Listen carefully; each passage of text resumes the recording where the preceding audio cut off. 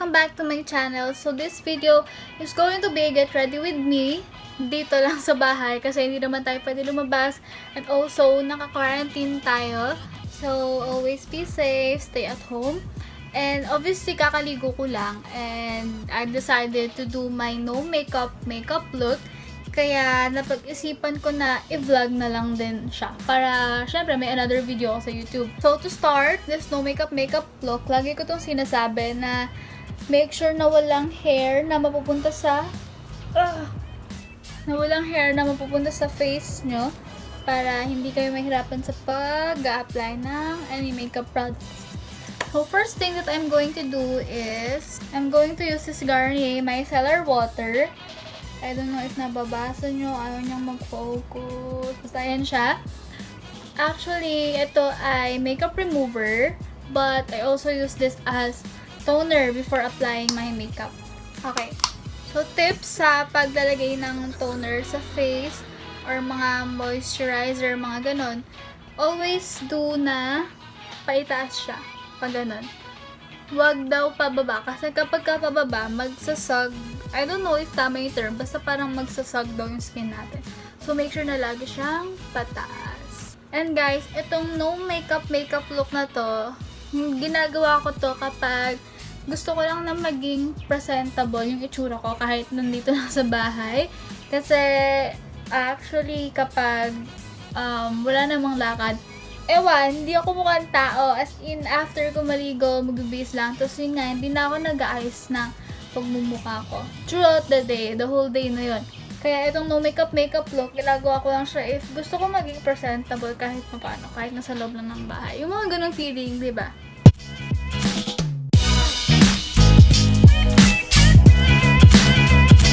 So, before magdagay ng any makeup products, make sure na mag-sink in yung toner na nilagay natin.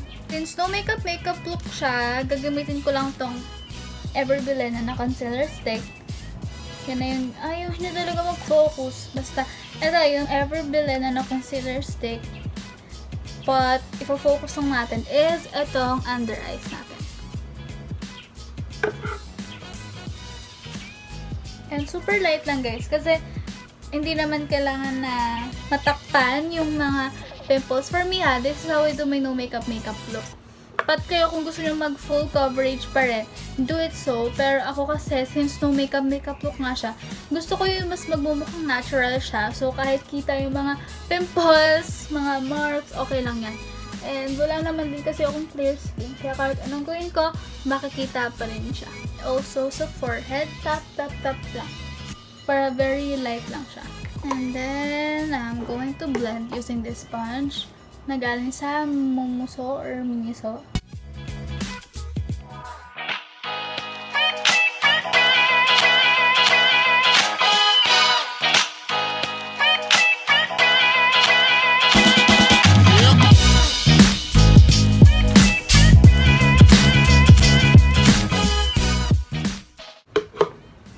Next is ito, ginagamit ko tong Nichido eyebrow gel. Usually sa pagsaset ng kilay. But since no makeup look nga, oh my god, pang ilang beses ko nang sinabi. Since no makeup look nga, gagamitin natin siya as mascara. Ay! Okay, so diba, ang usual mascara, yung black mascara, when applying, you should curl your eyelashes first, then tsaka nilalagyan ng mascara. So sa paggamit naman na to, ito yung uunahin nyong i-apply bago nyo siya i-curl. Pagkalagay nyo, patuyuin nyo muna siya mag-concealer, mag-kilay, mag-lipstick, blush on, or eyeshadow muna kayo. Then, make sure na tuyong-tuyo na siya, tsaka nyo siya i-curl. Kasi, napapansin ko, kapag curly yung una, then ilalagay nyo to, bumababa yung, pagkaka-curl ng eyelashes natin.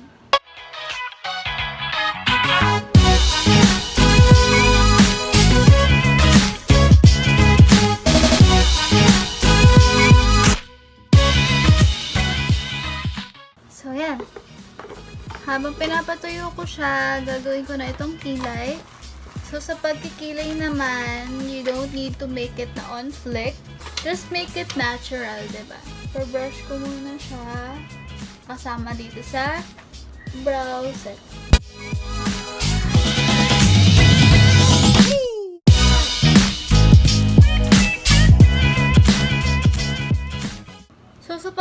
Actually nga pala, what I usually do is, never pa kasi ako nakapag on flick na kilay.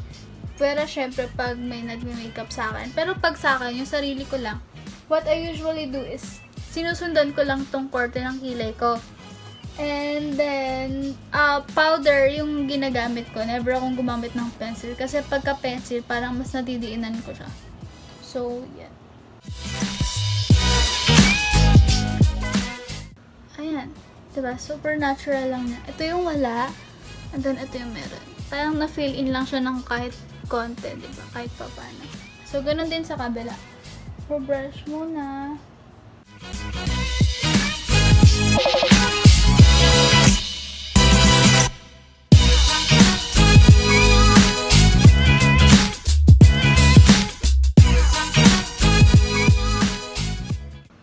Yun na.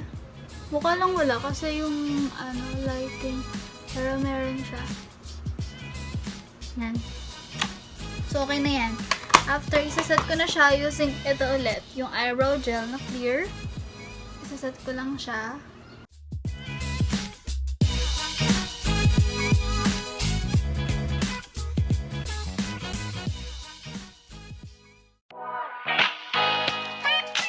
Next is, kung gusto nyo mag-eyeshadow, you can do it. Pero ako, since ayoko, hindi na ako maglalagay ng eyeshadow. So, proceed na tayo sa blush on. So, sa blush on, ito yung ginagamit. So, sa blush on, ito yung ginagamit ko, yung Nichido na powder blush in the shade Tomato. Ayan yung shade niya. Yan. Then, what I usually do pag nagpa-blush on is yung pa-drunk blush lang. Para super natural.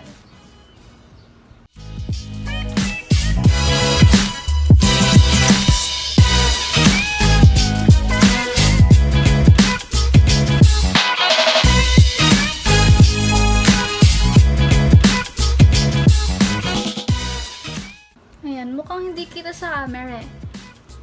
Pero meron na siya. Super light lang din. Next is, kakurl na natin. Tuyo na siya. Ayan, tuyo na siya. Kakurl na natin yung eyelashes.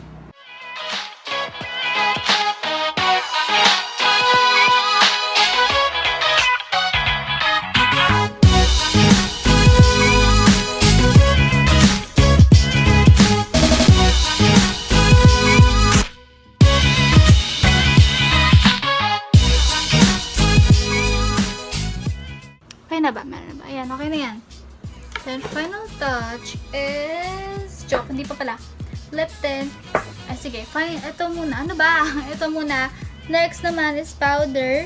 Hindi na ako gumagamit ng powder foundation or pressed powder na yung may ka-shade ko. Yung mga ganun. Never na. Since dito lang naman sa bahay. So, ito na yung gagamitin ko. Yung Johnson's Baby Powder. Ayan. Make sure na malinis yung kamay. And I will use my brush. Itong powder brush. Then, ganyan lang. Nalagay.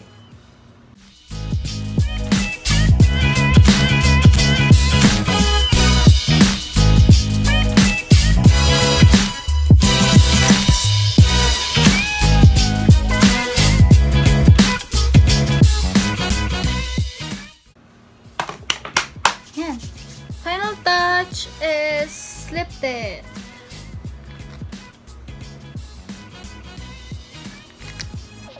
Ayan, we're done. Yan lang yun, makeup look. And then, ayusin na lang natin yung hair. I'm done, everyone. Ito na yun, makeup look. So, very simple lang siya. Hindi nyo naman kailangan mag-effort ng super effort, Ayan. Gusto ko lang ganito. Pwede nyo itong gawin pagka gusto nyo maging presentable lang kahit nasa bahay kayo, diba? So, yan. I will do a montage for this makeup look.